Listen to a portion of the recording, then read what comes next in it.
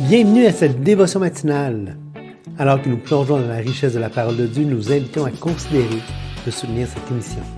Votre générosité est essentielle pour nous aider à développer différentes ressources de formation pour apprendre et grandir comme disciples de Jésus. Merci d'être une bénédiction pour ce ministère. Que Dieu vous garde. Tout le monde, bienvenue à cette nouvelle dévotion matinale. Et ce matin, nous sommes dans Éphésiens, au chapitre 4, au verset 30. Patrice, est-ce que tu peux nous lire ça? Oui, absolument. Et comme vous pouvez le constater, on a fait un petit changement de décor. C'est une nouvelle pièce, mais la pièce n'est pas nouvelle, là. On l'a améliorée un peu. Et puis, tranquillement, on va s'améliorer avec les jours, avec les semaines, pour que le décor soit encore mieux. Allez, je commence à lire. Alors, donc, Éphésiens 4:30, n'attristez pas le Saint-Esprit de Dieu par lequel vous avez été scellés pour le jour de la rédemption. Que toute amertume, toute animosité, toute colère, toute clameur, toute calomnie et toute espèce de méchanceté disparaissent du milieu de vous. Soyez bons les uns envers les autres, compatissants, vous pardonnant réciproquement, comme Dieu vous a pardonné en Christ. Est-ce que tu veux qu'on arrête là ou est-ce qu'on continue On au peut chapitre 5? commencer là. Oui. Commencer par ça. Alors, le texte commence avec un élément intéressant qui dit « N'attristez pas le Saint-Esprit de Dieu par lequel vous avez été scellés pour le jour de la rédemption. » Alors, déjà là, par ce verset-là, on peut tirer plusieurs conclusions bien intéressantes. Premièrement, sur qui est le Saint-Esprit. Hein? On ne peut pas attrister une puissance, on ne peut pas attrister quelque chose d'impersonnel. Il y a seulement une personne qu'on peut attrister. Et c'est un des versets, justement, qui nous montre comment le Saint-Esprit est une personne importante au sein de la Trinité. Deuxièmement, on peut voir que le Saint-Esprit, on sait qu'il est Dieu, mais non seulement il est Dieu, mais il peut être attristé. Alors, ce que nous, on fait peut attrister le Saint-Esprit. Et donc ça, c'est une conclusion aussi intéressante parce que on voit que Dieu, dans qui il est, dans ce qu'il est, n'est pas impassible, n'est pas intouchable par ce qu'on fait. Il est affecté par ce qu'on fait. Hein? Il n'est pas tellement loin de l'humanité que ce que l'être humain peut faire ne lui fait pas plus la différence. Non, bien au contraire. Ici, il dit, n'attristez pas le Saint-Esprit de Dieu. Ça, c'est intéressant. Par lequel vous avez été scellés pour le jour de la rédemption. Un point intéressant aussi, c'est que, vous savez, c'est quoi un sceau, hein?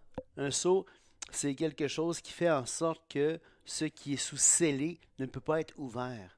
Alors ici, ça dit que le Saint-Esprit sert de sceau aux croyants pour le jour de la rédemption. Alors, c'est pour ça que quand on voyait au chapitre 1, verset 4, l'idée de prédestination, on voit que le croyant, loin d'être prédestiné avant d'être sauvé, mais une fois qu'il est sauvé, alors là, il participe, si on veut, à l'élection du Fils, et maintenant il est prédestiné. Et pourquoi? Parce qu'il est scellé pour le jour de la rédemption qui est la résurrection. Donc, on voit par ce verset-là, un verset important pour l'assurance du croyant, une assurance extraordinaire. Julie, j'arrête pas de parler, je veux t'entendre un peu. Continue. Correct, Non, je veux t'entendre. Et c'est intéressant de voir que ce verset-là, il n'est pas en dehors de son contexte. Il est placé dans toute une série où est-ce que il dit, ben, vous ne devez plus marcher comme les païens. Vous avez appris Christ, marchez conformément à la vérité en Jésus-Christ et revêtez l'homme nouveau qui est créé selon Dieu. Et là, on a cette idée-là qu'on revêt l'homme nouveau parce qu'on a été scellé pour le jour de la rédemption. Et au verset 31, qui peut paraître quand on lit que toute amertume, toute animosité, toute colère, toute clameur, toute calomnie, toute espèce de méchanceté disparaissent du milieu de vous. Comme si c'était une formule un peu abracadabra, que ça disparaisse du milieu de vous. Encore une fois, on n'oublie pas le contexte. On n'oublie pas le contexte où est-ce que Paul est en train d'enseigner la marche du croyant au croyant, qui est en train d'enseigner, « Hey les gars, prenez ça au sérieux, votre marche. Dépouillez-vous. » Puis non seulement mentez plus, non seulement ne vous mettez pas en colère, non seulement ne dérobez plus, travaillez, non seulement qu'il n'y ait aucune parole mauvaise qui sort de votre bouche, mais si jamais il y a des offenses, parce qu'il va en avoir, puis que toute amertume, que toute animosité, toute colère, toute clameur, toute calomnie et toute espèce de méchanceté disparaissent du milieu de vous. Oui, c'est intéressant parce que c'est comme s'il prenait le verset 26, hein, Julie, puis il faisait Pff, qu'est-ce que ça veut dire? Ne vous mettez pas en colère. Ou que si vous vous mettez en colère, ne péchez point. Ça veut dire quoi? Mais ça veut dire que justement, que toute animosité, toute colère, dans le sens de une colère qui est empreinte de toutes ces choses-là. Hein? Il dit toute clameur, toute calomnie, toute espèce de méchanceté disparaissent. Alors, c'est ça qui est intéressant. Oui, c'est intéressant, mais je pense que ça va au-delà de la colère. Je pense Hmm. que l'amertume, oui, c'est vrai qu'elle peut s'exprimer dans la colère, mais c'est pas parce que quelqu'un exprime une colère que c'est nécessairement Non, de l'amertume. Ça absolument. peut être des choses qu'il n'est pas capable de gérer ponctuellement. Mais c'est Et souvent, tu ne penses pas que c'est souvent l'amertume est souvent comme le résultat d'une colère qui n'a pas été d'une injustice ou une colère qui n'a pas été gérée, qui a pas été suivie d'un pardon, qui n'a pas été suivie de. oui, mais ça peut être aussi un mensonge. Ouais, je comprends ce que tu dis. Mais Ouais. je suis d'accord au fait que c'est vrai que c'est comme si on prend ces versets-là puis on les pousse plus loin. Mais je pense pas que toute offense est le fruit d'une colère. Non, Donc, pas le fruit d'une colère, mais ou quand on l'initiateur m'a. d'une colère. Ou Par le contre, résultat d'une colère. je pense que l'amertume peut mener à la colère. Tu as bien raison. Ou Ok, la parce que colère c'est pas- menait à l'amertume. Mais c'est pas Ouais, pas seulement c'est ça. pas. Ouais, ouais, Parce absolument. que l'amertume, c'est beaucoup plus compliqué que ça. C'est pas parce qu'un des rejetons de l'amertume, c'est la colère, ou que c'est une colère non gérée peut mener à l'amertume. Mais si moi, je me mets en colère contre toi, là, t'es-tu mis en colère? Pas nécessairement. Est-ce que tu peux développer de l'amertume? Certainement. Donc, c'est ça, je veux dire. C'est pas... ça en fait partie, mais ce n'est pas exclusif Mm. à mon avis. Non, non, c'est intéressant, absolument, absolument. Mais je pense que ce que j'essaie de dire, justement, c'est ce que tu viens de dire, ben, souvent, quand la colère peut mener à l'amertume, soit chez celui qui s'est mis en colère et qui n'a pas été géré, ou soit chez ceux contre qui la colère est exprimée. T'sais. Mais c'est pas la seule chose, par exemple, tu as bien raison. C'est comme si, en quelque sorte, il développait aussi le verset 29. Qu'il ne sort de votre bouche aucune parole mauvaise, mais s'il y a lu quelques bonnes paroles. Alors, c'est sûr que ça va au-delà, ça ne se limite pas à la parole, ça ne se limite pas à la colère. Mais c'est sûr que si on se met en œuvre pour ne pas pécher quand on se met en colère, ou qu'on se décide qu'il n'y a rien de mauvais qui sort de notre bouche, ben on va régler plusieurs des choses du verset 31. Ah, c'est sûr, c'est certain. Et ben, j'ai un peu l'impression que dans les versets 25 à 29, il s'adresse à chaque personne par rapport à lui-même. Hmm. Renoncez, que chacun de vous parle selon la vérité. Puis après ça, si vous vous mettez en colère, c'est-à-dire si toi tu te mets en colère, ben pêche pas. Si tu dérobais, ben arrête de dérober. Si choisis ce qui sort de ta bouche, attriste pas. Puis là, on arrive au verset 31 où est-ce que c'est vraiment le corps qui est mis de l'avant.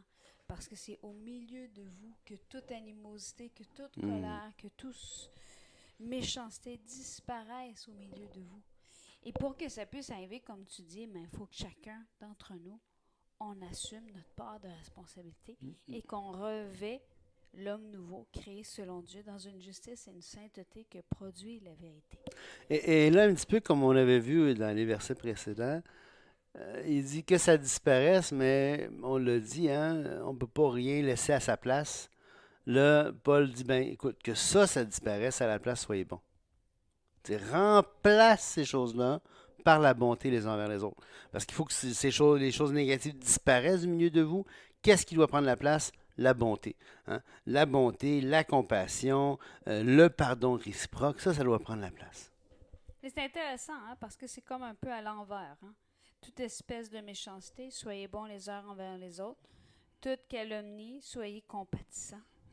Quand tu es compatissant, tu ne vas pas détruire l'autre. Tu vas dire, tu vas plutôt essayer de le construire.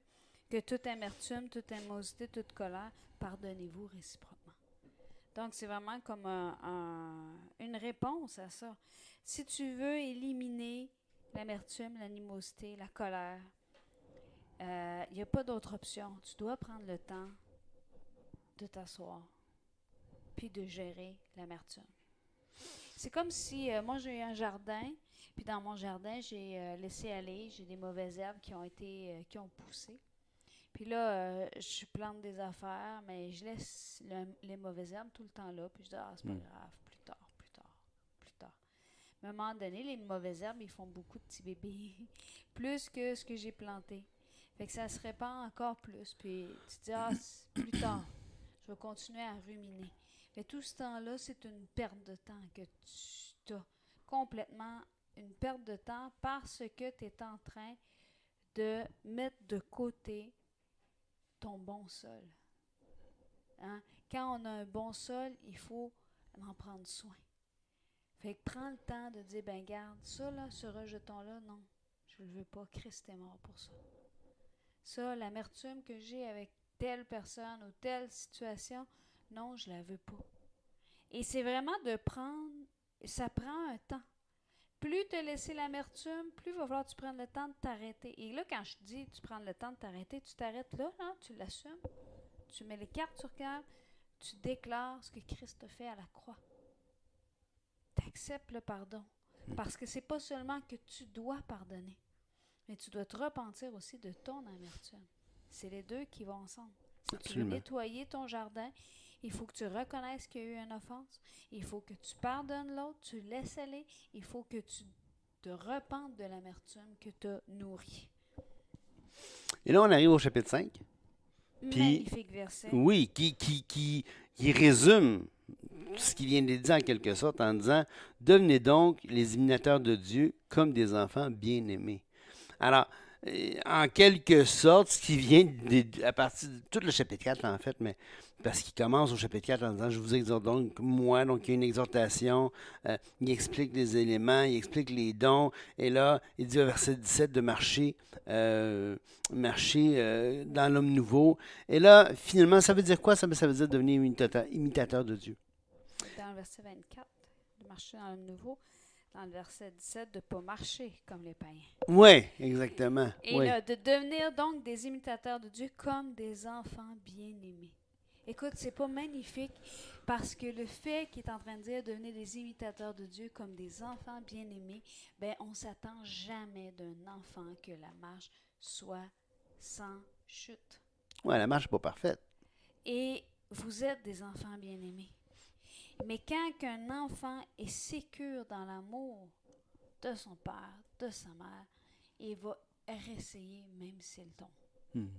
Il va se relever puis il va continuer. Parce qu'il va savoir que son identité ne dépend pas de sa performance seulement. Il dépend de l'amour qu'il a de ses parents. Marcher dans l'amour à l'exemple de Christ qui nous a aimés et qui s'est livré lui-même à Dieu pour nous comme une offrande et un sacrifice de bonne odeur.